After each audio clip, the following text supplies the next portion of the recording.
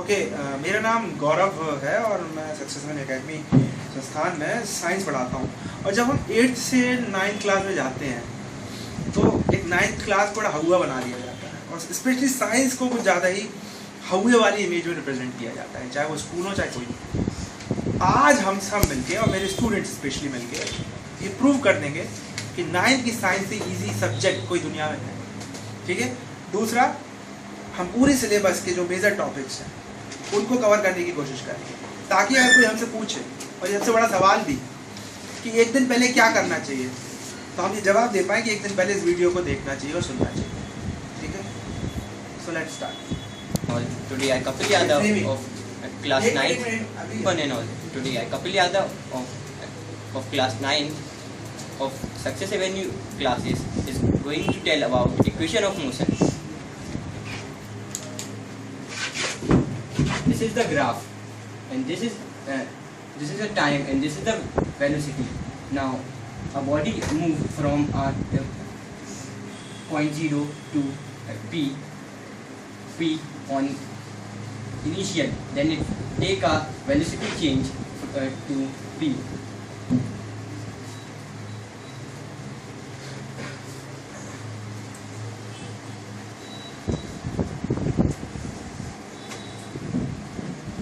Now I will write the first equation of motion.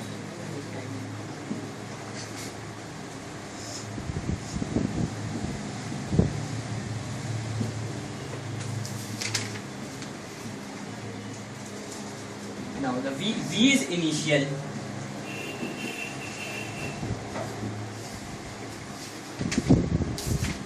the u is final,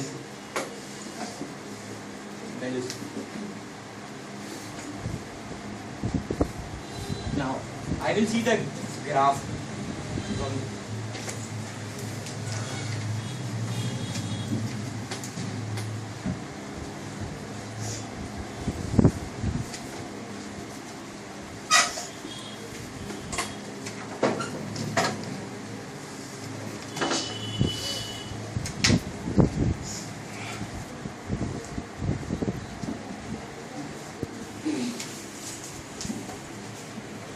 from acceleration.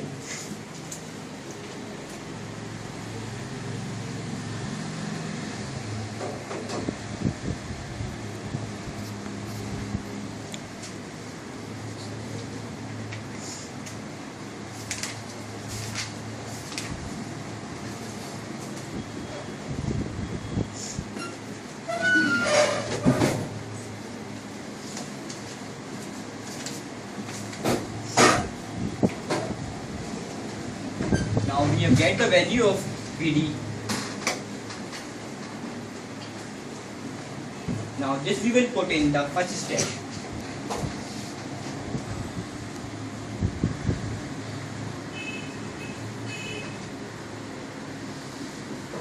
Now we will rearrange this.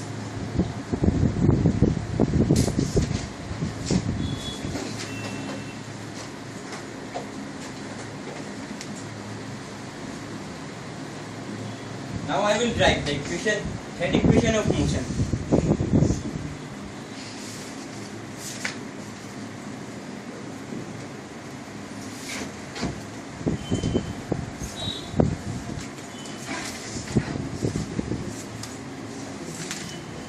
Now in the rectangle, the area of rectangle,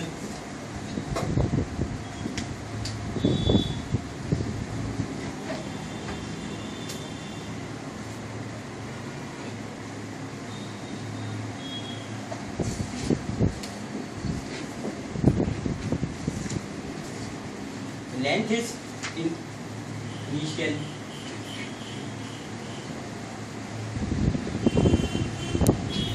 height is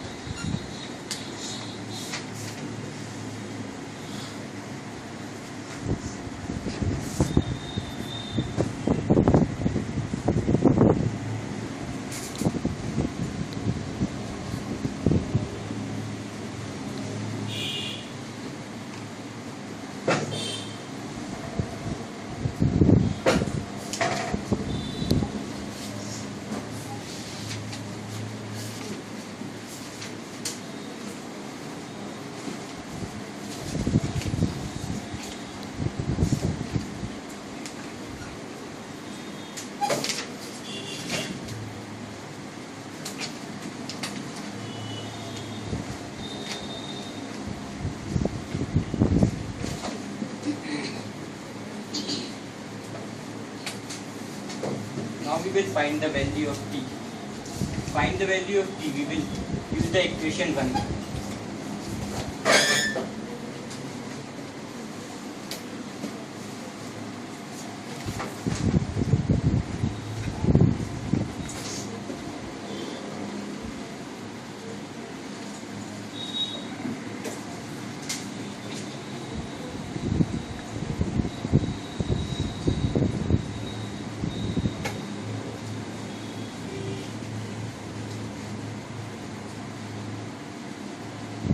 Now we will put the value of t in.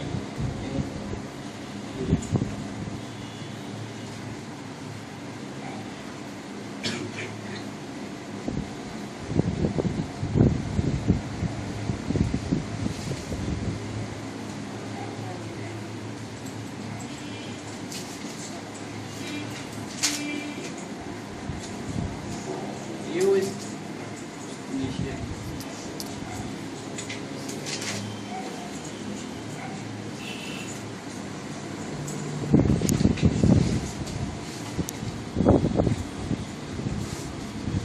We will use the formula of v square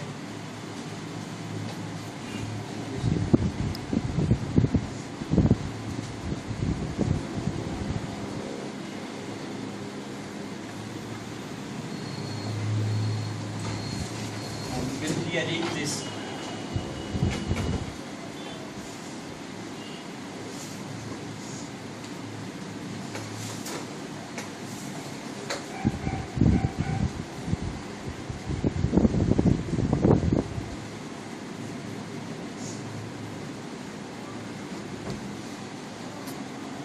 Thank you.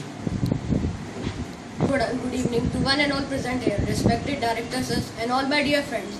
I am Siddharth Thakur of class 9th batch and presented here to speak on my topic, Newton's law of motion. I repeat my topic, Newton's law of motion. We will first explain what is Newton's law of motion. Newton has given 3 laws to describe the motion of a body. These laws give the definition of force and the relationship between force exerted on a body and a state of motion acquired by it. We will first discuss Newton's law of motions and there are some important applications. We will discuss now Newton's first law of motion. Newton's first law of motion gives us the behavior of objects which are in the state of rest or in the state of motion. What is Newton's first law of motion? Newton's first law of motion describes that a body at rest will remain at rest and a body in motion will continue in motion with the same speed and in a straight line until or unless it is compelled with an external force to change its state of rest or in state of motion. In Newton's first law of motion, there comes a property called inertia. What is inertia? The tendency of a body to remain at rest or if moving to continue in moving. This property is called inertia. Newton's first law states that every body has some inertia. Inertia is a property of a body which resists a change to change its state of rest or its state of motion. I will now describe some examples of inertia. For example, we are sitting in a bus. If bus starts suddenly, we we feel a jerk of feeling backward. This is because the inertia of our body. Now, second law of motion. What is second law of motion? Second law of motion states that the rate of change of momentum is directly proportional to the force applied to it, and the body will move in the direction in which the force acts. That is, force is equal to change in momentum upon time taken. That is, force is equal to mv minus u is equal to force is equal to m into a. Newton's second law of motion gives us the definition of force in terms of mass and acceleration. Newton's second law of motion also gives us the relationship of force and acceleration.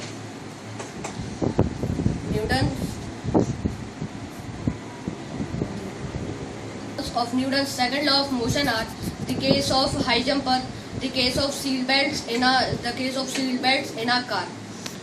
Now comes to Newton's third law of motion. What is Newton's third law of motion? It states that for every action there is equal and opposite reaction. That is, if an body exerts some force on the another body, the another body will also exert equal and opposite force on the first body. That is, equal and opposite force on the first body. That is, equal and opposite reaction. Action and reaction on two different bodies. Suppose a box is lying on the ground. It exerts certain force on the ground. And the ground also exerts certain force to make it balance force. The force exerted by the box to the ground is action, and the force exerted by the ground to the box is reaction. Now we will talk about some illustration to explain more clearly what is Newton's third law of motion. That is, flying of jet aeroplanes. If the jet aeroplanes are flied in the air by exerting force on earth, and they move in the sky. That is, if they exert force on the earth, then they will move in the sky. For flying of jet aeroplanes, if a body exerts force on the ball, if a boy is wearing a roller skate and he will exert force on the ball will also exert equal and opposite force on the boy, and the boy will move backward. Thank you. And a cheerful evening to one and all present over here. Respected sir, all my dear friends. It's Ved Prakash Sen from class 9 from Success Avenue Academy. Today I will tell about the conservation law of momentum. First of all, the question will come, what is momentum? Momentum is a product of mass and velocity. Second, what is conservation law of momentum? Conservation of law of momentum states that the collision of two bodies will same after the collision. For example, if there is a truck and car, this is what U1 and U2, M1 and M2.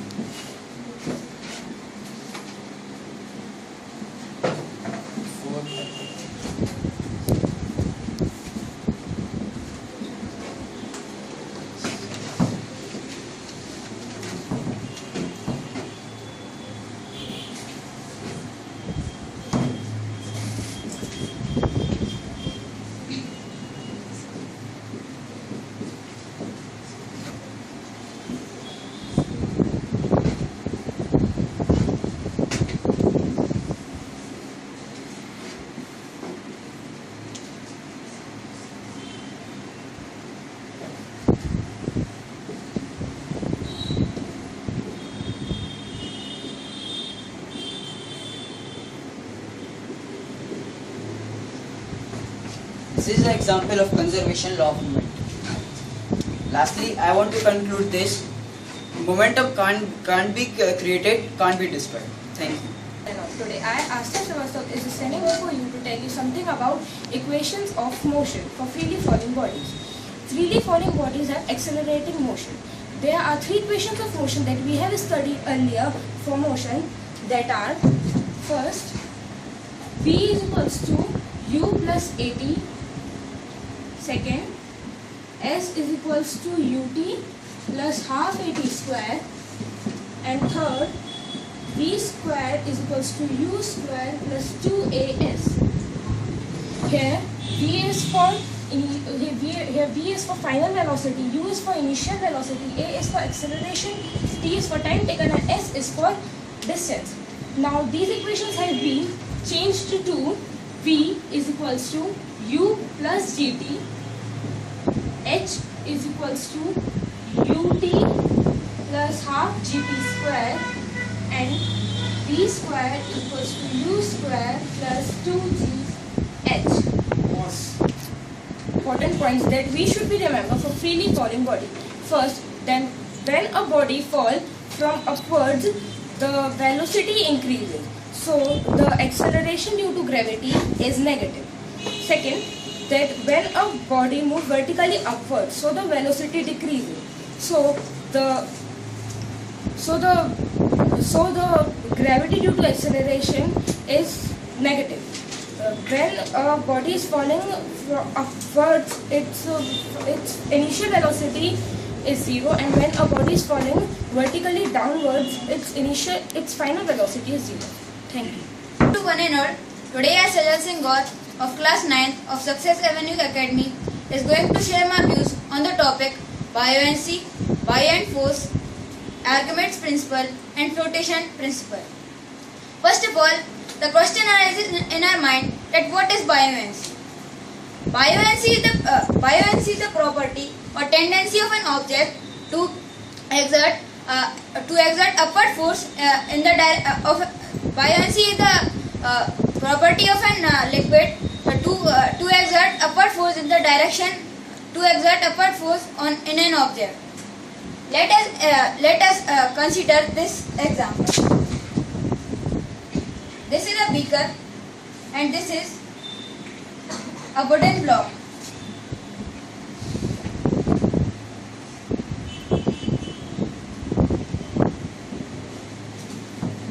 The beaker is filled with water, and when we dip this wooden block into this water, we will observe that the wooden block rises upwards into another direction. We can understand this as we have studied Newton's third law of motion. Every action has equal reaction. So the force exerted by upward direction is equal to the buoyancy force. Now we will try to consider buoyant force. Buoyant force is the force exerted by a liquid on an object.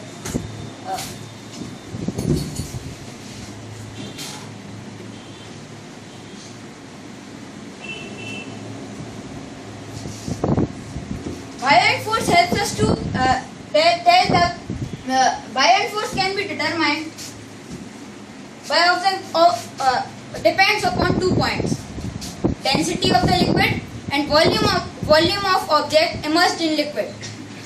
Volume of object immersed in liquid can be understood by an example, as I will show it. For example, we take two different wooden blocks. One is a bigger wooden block and another is a small wooden block. When we put the beaker is filled with water. When we put the small wooden block into the water, it rises up, and buoyant force is exerted by the water on the liquid. And when we put bigger block into the water, it rises faster than the smaller block. This is due to the volume. Since volume is increased, so buoyant force is also increased. So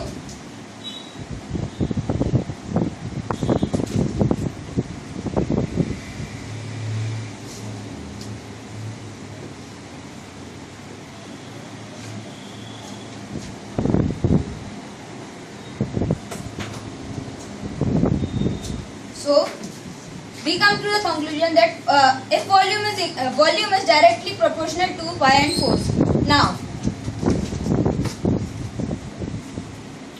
density of liquid.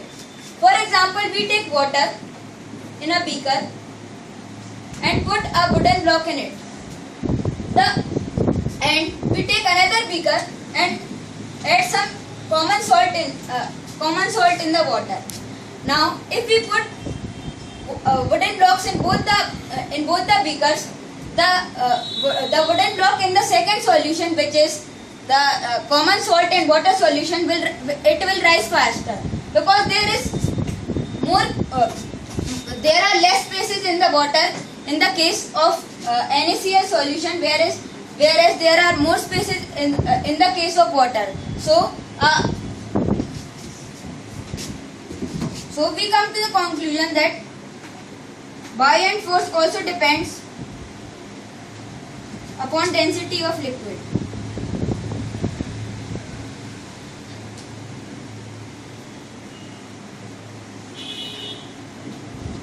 Now, Archimedes' principle.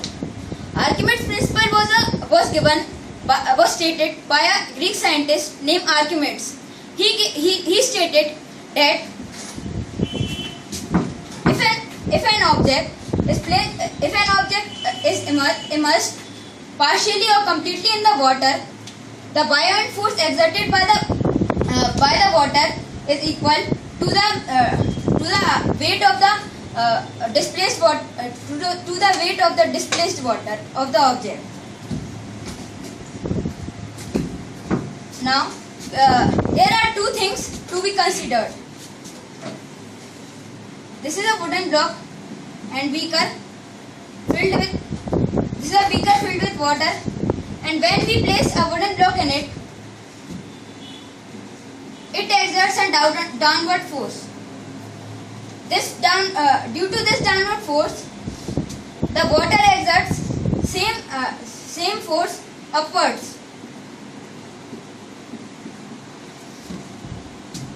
The downward force is the weight of the object.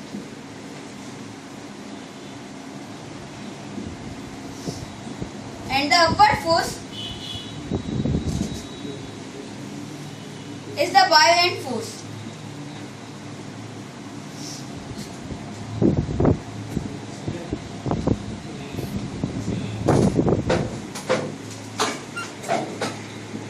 So, there are two things to be considered. An object exerts a downward force and the water exerts the same force upwards and the upward force, and that is known as buoyant force. Now, how an object sinks and floats in water. This is a beaker. When we place a wooden block in it, the weight of the wooden block is m.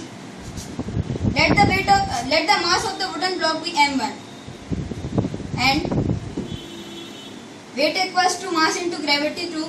So weight of the wooden block will be m1 into g, and weight of the displaced water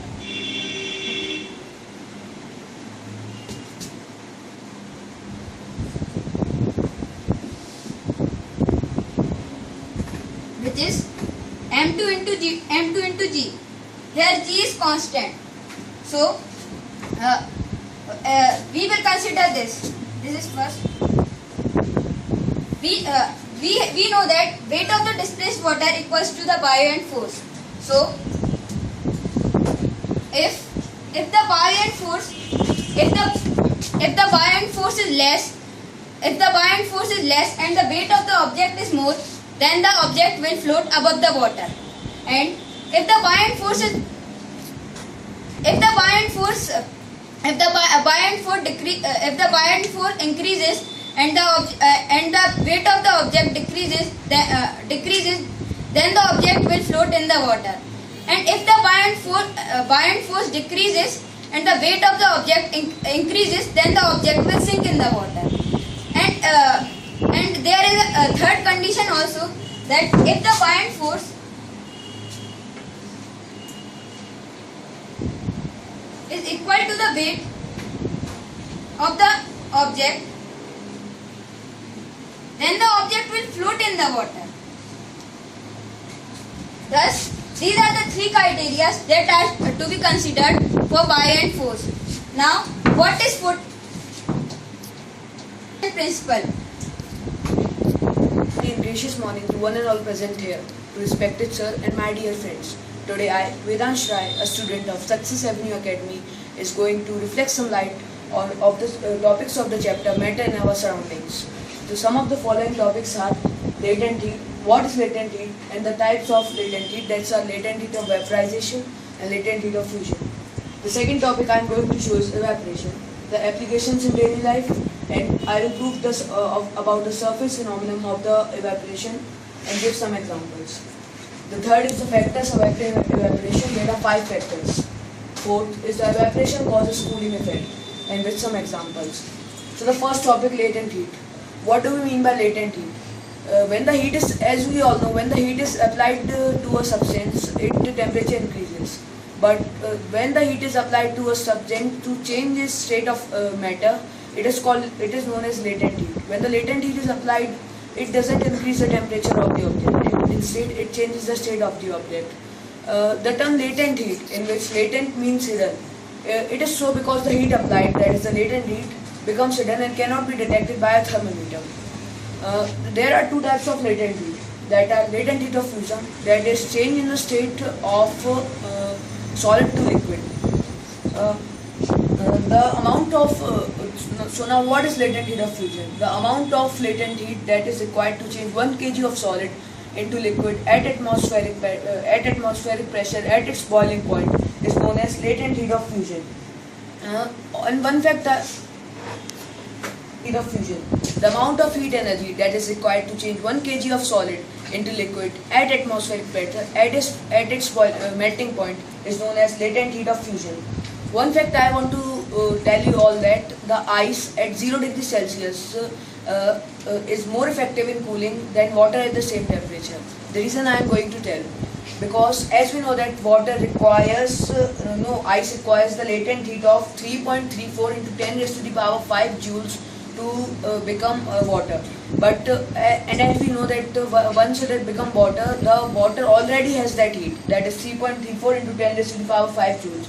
So when ice comes in contact with an object, for example, ice comes in contact with our hand, so it tries it takes more latent heat,